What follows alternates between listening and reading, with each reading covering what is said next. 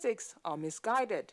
Rather than subvert the democratic process, Sisi rescued the nation from a cult of religious extremists who hijacked the 2011 revolution. And as a military man with a track record of success, only him can set the country on the right course. General Samir al-Sunni, a close friend of Sisi's in primary school who joined the military with him, says that Sisi has qualities badly needed in Egypt right now.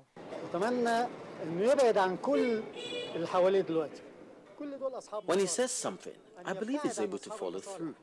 That's because he has been like that his whole life.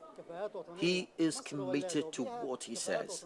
He understands and studies it and plans out how he will execute it, because that is what he learned at military college. That has been his life, and he has succeeded in everything he has managed, at every level that he has worked.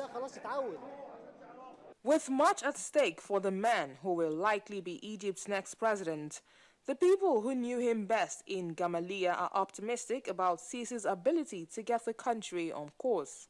But after 2 presidents have been unceremoniously booted from power in 3 years, they are also anxious about his fate, should he fail.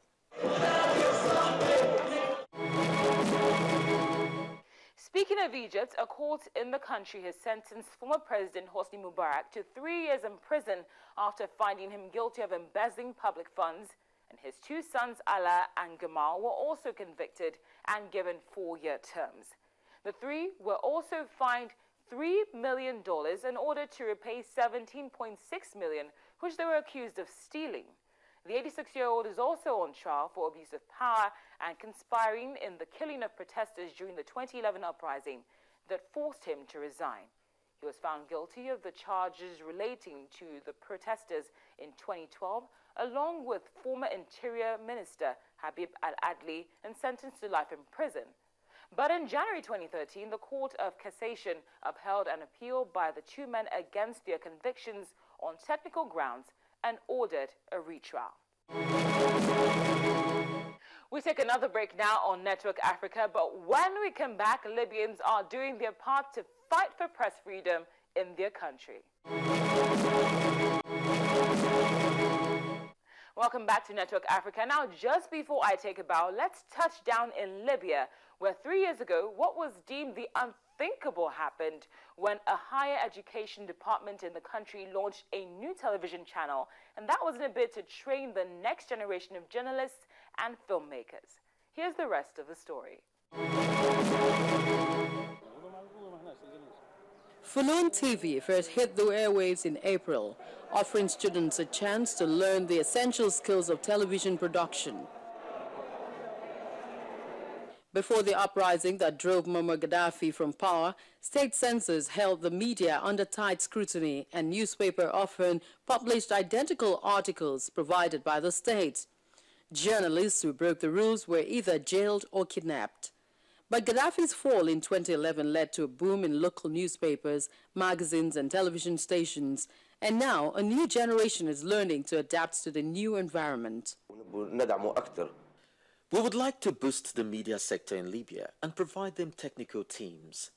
When you look at the number of TV channels, you find that there are a large number of channels, unlike in the time of the former regime when only certain people were allowed to work in the media. Students at the institute say they are able to produce creative programs far from the standard productions of the past. The documentary films that we make are not like the ones you see. The films are different and done in a new way. It has to be done in an indirect way to reach people. More than 500 students will be graduating from the Art Institute this year, hoping to find jobs in Libya's nascent media industry. And with that, I take a bow on this episode of Network Africa. But of course, you know, I look forward to your comments and questions, so keep them coming via SMS to the number on your screen. Till next time, stay blessed and proudly African. I'm Cynthia Are. Bye for now.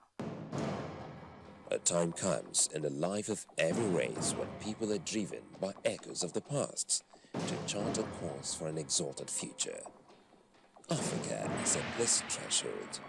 As major actors in the Africa arena plots a renaissance towards common destiny, let's pedal across the streams of yesterday, through the backstreets of Africa, to the defining roles of policymakers, the political realities of the African nation, balance of power, and the strive to sustain national interest and identity.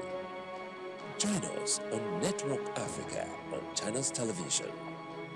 Network Africa, the rallying point for the emergence of a new Africa.